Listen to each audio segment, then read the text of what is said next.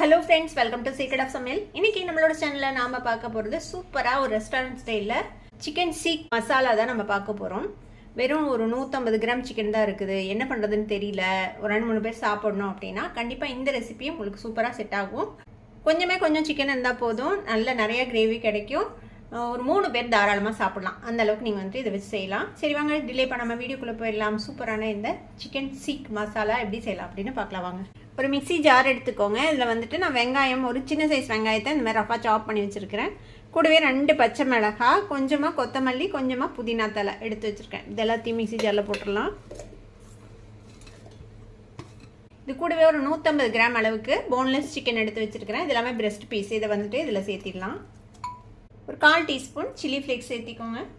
ஒரு டீஸ்பூன் அளவுக்கு இஞ்சி பூண்டு விழுது, 1/4 டீஸ்பூன் மல்லித்தூள், 1/4 டீஸ்பூன் கரம் மசாலா பொடி, 1/4 டீஸ்பூன் சீரகத்தூள். இது கூட ஒரு டேபிள் ஸ்பூன் அளவுக்கு பிரெட் க்ரம்ஸ் சேர்த்திக்கலாம். இப்போ இதுக்கு தேவையான அளவுக்கு உப்பு சேர்த்திக்கலாம். இப்போ இதை வந்துட்டு நம்ம அரைச்சி எடுத்துகிட்டு வந்துடலாம். இப்போ நல்லா மின்ஸ் பண்ணியாச்சு. இப்போ இதை எடுத்து ஒரு மிக்சிங் பவுலுக்கு மாற்றி வச்சிடலாம். இப்போ நம்மளோட சிக்கன் மின்ஸ் வந்து ரெடியாக இருக்குது. இதை வந்துட்டு நம்ம சீக் கபாப் மாதிரி ரெடி பண்ணிக்க போகிறோம். அதுக்கு வந்து நான் இந்த மாதிரி ஒரு ஸ்கியூவர் எடுத்துருக்கிறேன். ஸ்கியூவர் இல்லைன்னா ஒரு பென்சிலில் கூட நீங்கள் இதை ரெடி பண்ணலாம், ஒன்றும் பிரச்சனை இல்லை. இப்போ தேவையான அளவுக்கு எடுத்துட்டு ஒரு சிலிண்டர்ஸ் மாதிரி நம்ம செய்ய போகிறோம். இப்போ இதை வந்து நம்ம சீக் கபாப் மாதிரி ரெடி பண்ணிக்கலாம். ஒருவேளை பிடிக்க வரல, கொஞ்சம் லூஸாக இருந்துச்சுன்னா நீங்கள் இன்னும் கொஞ்சம் பிரெட் க்ரம்ஸ் வந்துட்டு சேர்த்திக்கோங்க இதில். இப்போ இந்த மாதிரி சைஸில் நம்ம பண்ணிவிட்டு இப்போ இதை வந்து எடுத்துடலாம். இந்த மாதிரி ரெடி பண்ணி வச்சுக்கோங்க. இது மாதிரி நம்ம எல்லாத்தையும் ரெடி பண்ணி வச்சுக்கலாம். இப்போ நம்ம எல்லா சிக்கன் மின்ஸையும் இந்த மாதிரி சீக் கபாப் மாதிரி ரெடி பண்ணி வச்சுட்டோம். நம்ம வெறும் 150 கிராம் சிக்கன் தான் எடுத்தோம். அதிலே பாருங்கள் இந்த அளவுக்கு நமக்கு சீக் கிடச்சிருக்குது. இப்போ இதை வந்துட்டு நம்ம கிரில் பண்ணி எடுக்க போகிறோம். ஒரு பேன் அடுப்பில் வச்சுக்கோங்க. இதில் வந்துட்டு கொஞ்சமாக எண்ணெய் விட்டுக்கலாம், கிரில் பண்ணுற அளவுக்கு தேவையான அளவுக்கு. எண்ணெயை நல்லா இந்த மாதிரி பேன் ஃபுல்லும் ஸ்ப்ரெட் பண்ணி விட்டுருங்க. எண்ணெய் சூடாகட்டும். இப்போ எண்ணெய் கொஞ்சம் சூடானதும் நம்ம ரெடி பண்ணி வச்சுருக்கிற இந்த கபாப் இருக்குல்ல, அதை வந்துட்டு எடுத்து இப்படி பிளேஸ் பண்ணிடலாம்.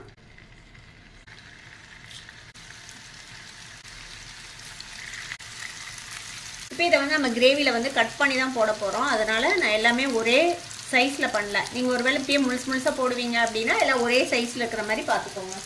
இது ஒரு மீடியம் ஃப்ளேமில் வச்சுட்டு இதை வந்துட்டு நல்லா கிரில் பண்ணி எடுத்துக்கலாம். எல்லா சைடும் நல்லா ஈவனாக கிரில் ஆகிற மாதிரி கிரில் பண்ணி எடுத்துக்க வேண்டியது தான். ஒரு சைடு வேகட்டும், அதுக்கப்புறம் நம்ம டர்ன் பண்ணி போடலாம். இதுக்கு ஒரு சைடு கொஞ்சம் வெந்ததும் இந்த மாதிரி டர்ன் பண்ணி போடுங்க. எல்லா சைடும் டர்ன் பண்ணி எல்லா சைடும் ஈவனாக வேகிற மாதிரி நம்ம வந்து திருப்பி விட வேண்டியது தான். சீக்கிரமே வெந்துடும், ஏன்னா நம்ம மின்ஸ் பண்ணி தான் போட்டிருக்கிறோம். இது போக நம்ம கிரேவிலையும் கொஞ்சம் நேரம் வேக விடுவோம். அதனால் இது ரொம்ப நேரம்லாம் வேகணும்னு அவசியம் இல்லை. ஜஸ்ட் ஒரு 5 மினிட்ஸ்லேயே இது வந்துட்டு ரெடி ஆகிடும். அழகாக கிரில் மார்க் வர ஆரம்பிச்சிருச்சு. இது மாதிரியே எல்லா பக்கமும் நல்லா கிரில் ஆகி வரட்டும், அது வரைக்கும் வெயிட் பண்ணலாம். இப்போ பார்த்தீங்கன்னா தெரியும், நல்லா கிரில் ஆகிடுச்சு. இது வந்துட்டு ஓவர் குக் பண்ணாதீங்க, அப்புறம் ரப்பர் மாதிரி ஆயிரும், நல்லா இருக்காது. எல்லா பக்கமும் நல்லா கிரில் மார்க் வந்துருச்சு. இது நல்லா வெந்திருக்கும். இப்போ நம்ம இதை எடுத்து வச்சிடலாம் தனியாக. இந்த எண்ணெயை விட்டுட்டு வெறும் இந்த சீக்கு மட்டும் எடுத்து வச்சுடுங்க. இப்போ இந்த சீக் கபாப் இருக்குல்ல, இதை வந்துட்டு நம்ம சின்ன பீசஸாக நம்ம வெட்டிக்க போகிறோம். பைட் சைஸில் இருந்துச்சுன்னா உங்களுக்கு சாப்பிட்றதுக்கு ஈஸியாக இருக்கும், கிரேவிலேருந்து எடுத்து சாப்பிடும்போது. அதனால் இந்த சைஸில் நம்ம வெட்டிக்கலாம். இது இப்படியே சாப்பிட்லாம், சூப்பராக இருக்கும். கொஞ்சமாக க்ரீன் சட்னி, ஆனியன்லாம் வச்சு பரிமாறினீங்கன்னா ஒரு சூப்பரான ஸ்டார்டராக இருக்கும். இது நல்லா சாஃப்டாக சூப்பராக வந்துருக்குது பாருங்கள். அழகாக வெந்துருச்சுங்க பாருங்கள், நல்லா வெந்துட்டு வந்துருச்சு. இப்போ இந்த மாதிரி சைஸில் நம்ம எல்லாத்தையுமே வெட்டிக்கலாம். பாருங்கள், எல்லாத்தையும் நம்ம இந்த மாதிரி வெட்டி வச்சுருக்கோம். இப்போ இது இருக்கட்டும். ஒரு மிக்சி ஜார் எடுத்துக்கோங்க. இதில் வந்து 2 பெரிய தக்காளியை ரஃபாக சாப் பண்ணி வச்சுருக்கிறேன். அது அதில் சேர்த்திக்கலாம். கூடவே ஒரு 5-6 முந்திரி பருப்பு, அதையும் சேர்த்திக்கலாம். இப்போ இதை வந்து நல்லா பேஸ்ட்டாக அரைச்சி எடுத்துகிட்டு வந்துடலாம்.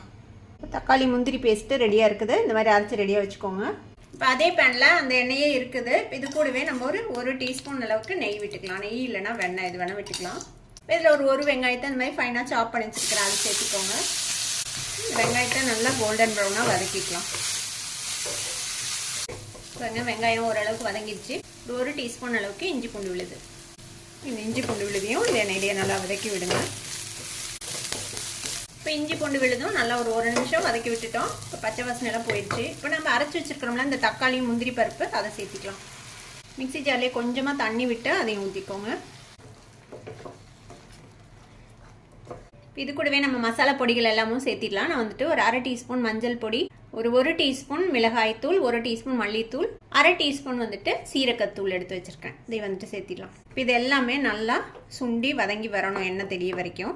பச்சை வாசனையெல்லாம் நல்லா போகணும். அது வரைக்கும் இதை வந்துட்டு நம்ம வேக வச்சுக்க போகிறோம்.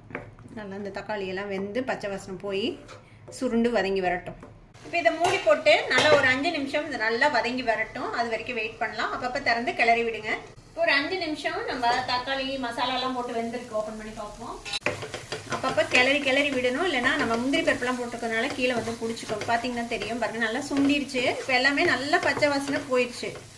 இப்போ என்ன செய்யலாம்னா இதில் தேவையான அளவுக்கு தண்ணி விட்டுக்கலாம். கிரேவிக்கு தேவையான அளவுக்கு தண்ணி ஒரு 1/2 கப் அளவுக்கு தண்ணி விட்டுருக்கேன். கிரேவி வந்து திக்காகும். ஏன்னா நம்ம வந்துட்டு முந்திரி பருப்புலாம் சேர்த்திருக்கிறோம்ல, அதனால உங்களுக்கு தேவையான அளவுக்கு தண்ணி சேர்த்திக்கலாம். அதில் ஒரு 1/4 கப் தண்ணி சேர்த்திக்கலாம்.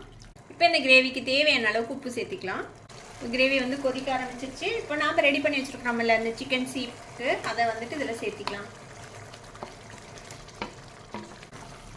கலந்து விடுங்க.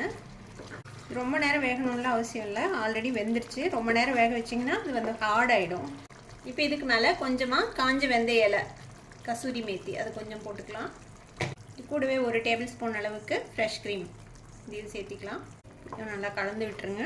கலந்து விட்டு மூடி போட்டு ஜஸ்ட் ஒரு 2 நிமிஷம் மட்டும் லோ ஃப்ளேமில் வச்சுட்டு நம்ம இதை வந்துட்டு வேக விட போகிறோம். இந்த மசாலாவோட இதெல்லாம் வந்துட்டு இந்த சீக் கபாபில் ஏறணும்ல, அதுக்காக வேண்டி.